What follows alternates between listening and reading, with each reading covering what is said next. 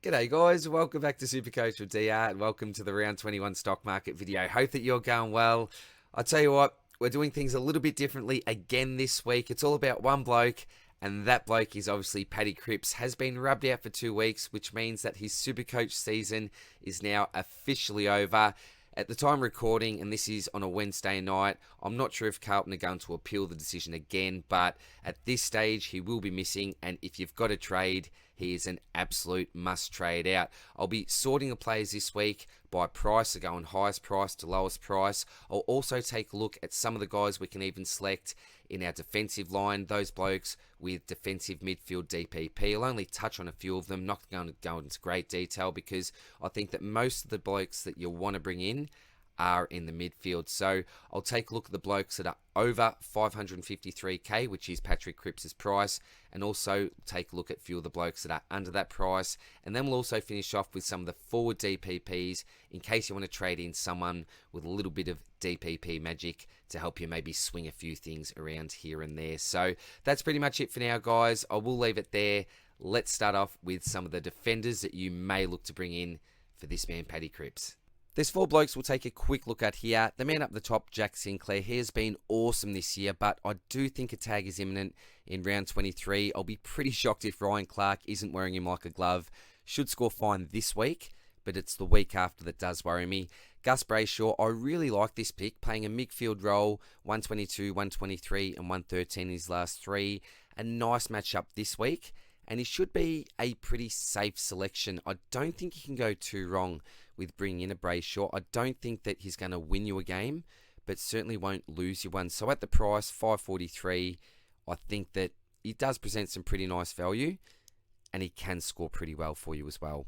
Jordan Dawson, I would seriously consider, even as a midfielder, has a ripper draw coming up, has North this week, who he scored 134 points on in round 15 this year, and then Port, who he loves playing, even as a Swan, last 3 scores versus the Power, read 123, 111, and 110, so a lot to like, and don't forget the run that this man was on, was outstanding, and he was outscoring plenty of the top-notch mids for a fair stretch there. He had a 3-round average from rounds 14 to 16, for example, of 139, so I expect him to go big this week. I don't expect him to kick the winning goal again in round 23 or anything like that, but I still do have faith that he can deliver another nice score against the Power. So out of all the DPP defenders here, he is certainly the pick of the bunch for me.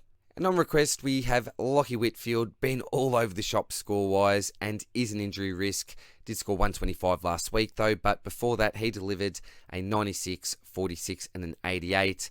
If he gets you, say, Laird in a double trade, obviously do it. If not, I'd really look to avoid, I think. Just don't trust him. Now we'll move on to the players over 553k. So if you are keen on trading any of these players into your side for Cripps, you will need to have some cash in the bank. And to bring in the man at the top of the list, Rory Laird, you need to have over 150k saved somehow. I don't think many coaches are going to be in this position, but if you are one of the lucky ones, he is a high priority. He has been killing it lately. Look at that 3-round average, 143. He has been absolutely phenomenal. So bring him in if you can. I think the other bloke that is close to a no-brainer would be Clary. After his fractured thumb, couple of games, took him to warm up, wasn't terrific, but last week we saw what he could do, 150 plus, another high priority, but I think, yeah, most of us have him by this stage. Tuke Miller is the next bloke on the list. Did cop some attention last week to end his hot run, but still managed a pretty respectable 98. Leading into the game, he was absolutely killing it. I'll read out some of these scores. 167, 100, 101, 153, 135, 110, 157, and a 153. I'm not sure how he goes this week, but he plays North in our SuperCoach Grand Final, so as Bruce would say, a delicious matchup there. Did score 167 on them earlier this year, so I think jump on him if you don't own him. Zachy Merritt, I'll forgive him. Should I? Yeah, I will. I'll forgive him after his tag affected 71. It did hurt owners, but he's been gold for us. Was on a spectacular run, 111, 140, 147, 136, 133, and a 140. Has scored 130 on Port already this year, and has a great scoring history against the Tigers. I'm not sure how Parrish will affect him, but I still think this is a really good pick. Lachie Neale, we've all got him, don't we? 121, 123, 110 and a 138 in the last month. I think he cops an Owens Windhager tag this week. So possibly, yeah, I'd avoid as a VC. Don't let me sway you though. Could come out and pump it. Who knows? Jack Steele, slightly underwhelming the last fortnight with a 107 and a 93. Apparently had an ankle issue last week. That may have contributed to his quieter performance. And that in itself does put me off slightly. But at the same time, we all know what this man can do. And with St Kilda's finals hopes really in the balance, I expect him to give every ounce of his being on the weekend. He simply has to. And on the plus side, he's feasted on the lines in these past two encounters, scoring 149 last year and 167 the year before. If his ankle's fine, I love the pick. I wouldn't be worried about the round 23 Clark tag, as I fully expect him to go to Sinclair, as I mentioned before. Look, 3-round average of 114, it's not terrific, but as I mentioned before, I've still got a lot of faith in Steele and think that he can go big in the next couple. Tracky's been pretty kind to me after the bye. Ceiling's been great and the floor's been acceptable. Since the bye, he's delivered a 97, massive 189, 91, 141, 81, 134 and a 136 last week. And he can be a very scary player not to own. I can also see him going pretty big against a depleted Blues midfield this week, and he should be solid enough against the Lions. A bit of a mixed bag, but when he's on, he can absolutely pile on the points, and the Ds will be desperate for a win. Now, could the next man on the list be your Supercoach saviour, Mr. Sam Walsh? All of a sudden, a lot rests on this young man's shoulders. No Cripps, no Kennedy, no Hewitt. To play finals, this bloke needs to dominate. His CBAs have been pretty low through the year, often starting forward, then pushing into the midfield. But I think that's got to change. I expect him to feature in basically every CBA there is. I think he has to. Does he cop attention from a Brayshaw, a Viney, Jordan? A slight chance. I think if the D shut down Walsh, that leaves Clarion track to go 1v1 with whoever else is in there. A Chera. I don't know who else they'll even run through there. So we'll see what happens. What we do know is that Walsh will run all day, give 100%. Last four scores of 126, 111, 113 and a 99. So nice, but no real ceiling to see. I could see this going really well or pretty ordinary, to be honest. Last three versus Supercoach grand final opponent in the Pies, 123, 193 and 105. So some nice history there. But the decision's up to you. At a cheaper price, you could go his teammate in Chera. But I think there are just too many other options ahead of him on this list that are more worthy of discussion. Millsy got a 110 last weekend. Pies haven't seen a ceiling or close to a ceiling game in the last month, but scores have still been okay. He won't cop a tag against Collingwood. A slight possibility against the Saints, but Warner should be the tag target there, in my opinion anyway. Champion data love Millsy, and he can do a lot of damage in a short period of time. Owned by 25% of the comp, so not a huge pod, but low enough for one of those uber midfielders. Now, tell you what, if you have a spare 7.4k in the bank, then I'd recommend to take a good look at this bloke. If we do take away his injury-affected game in round 13 where he scored a 51, Darcy Parish has only gone under 102 times with a very respectable 97 and a 99. So that's a great floor. Haven't quite seen his full ceiling yet.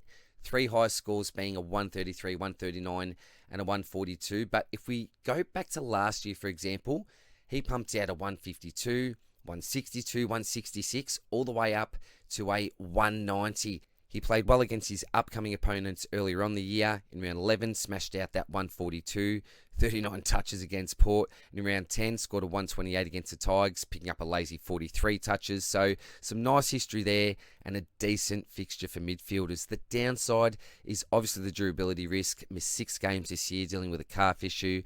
But as we know, we only need him on the park for 2 weeks. You could argue that Essendon don't really have much to play for, really just for pride. But I still think Parish will be putting his best foot forward. I don't think a tag comes his way. Drew to Parish or Zeret is a possibility. And I don't really see the Tigers running with them. So all in all, I think he's a great pod and under 5% of sides. High floor, nice ceiling, decent fixture. And for those reasons, I'll be using my last trade this week to bring this man into my side. So come on, Darcy, fire up, son. Let's see you unleash some destructiveness over the next couple of weeks for DR's Rusty Spoons.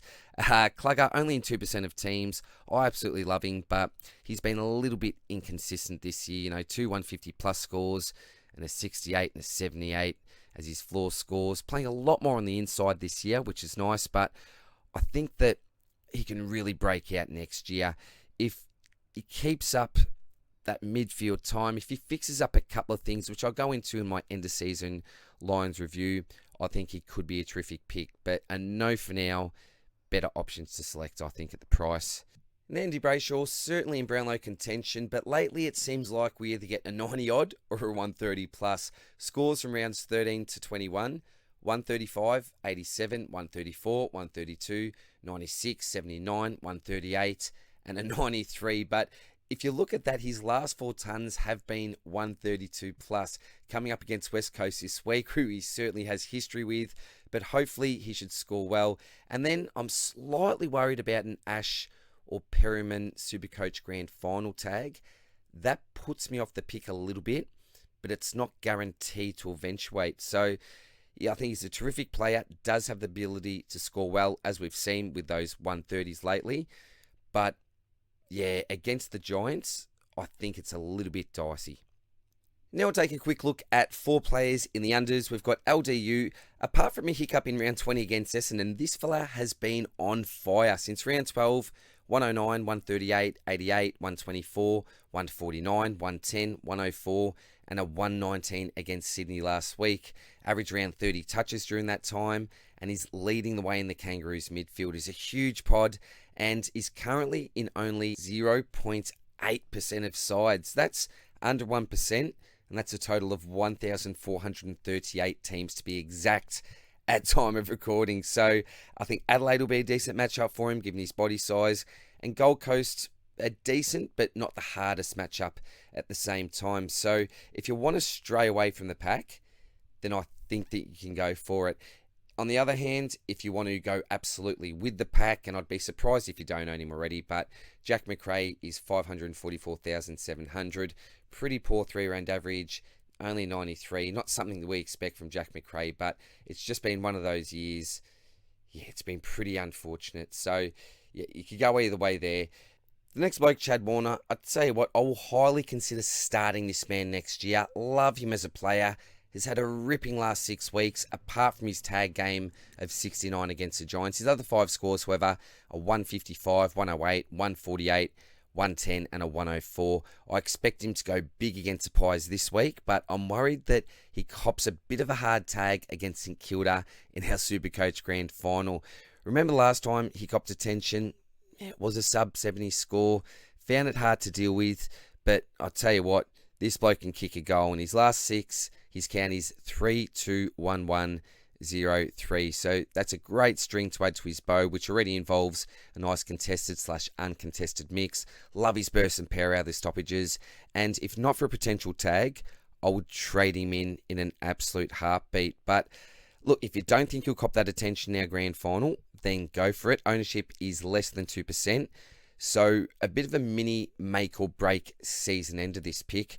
Would love to select him, but just a little bit too paranoid. Nolly Wines, he scored a 125 and a 118 in the last 2, hitting some form to end the season, and does have a decent midfield draw. Scored the 112 versus Essendon and the 118 versus Adelaide earlier on in the year. Main concern here is consistency and a low floor. Before his last 2 scores, which were those 100 pluses that I just mentioned, he gave owners a 69, 87 and a 66. So too risky for me, but could have a nice run to round out the year.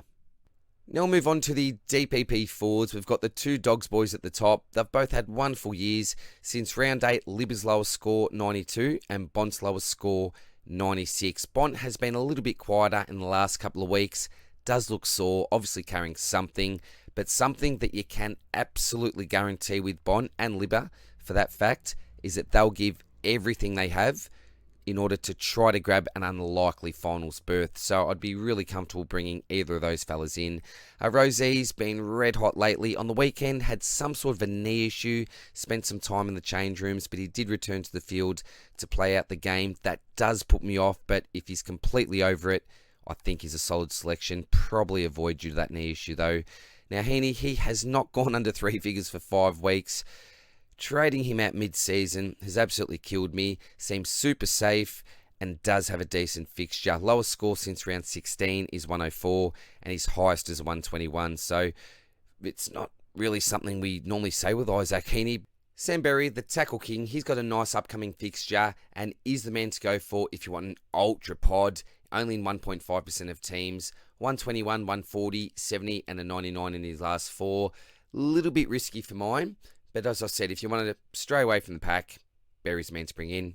And Mr. Bolton, well, he'll either leave you jumping for joy like one of those blokes in a Toyota ad, or he'll leave you rocking the corner like an absolute crazy person in great pain. So definitely one for the risk takers, but if he has a hot couple of weeks, he could really pay off. So that's it from me for now, guys. All the very best of luck with your tradings this week, and I'll see you next week for the last stock of the year. Good luck in prelims. Bye.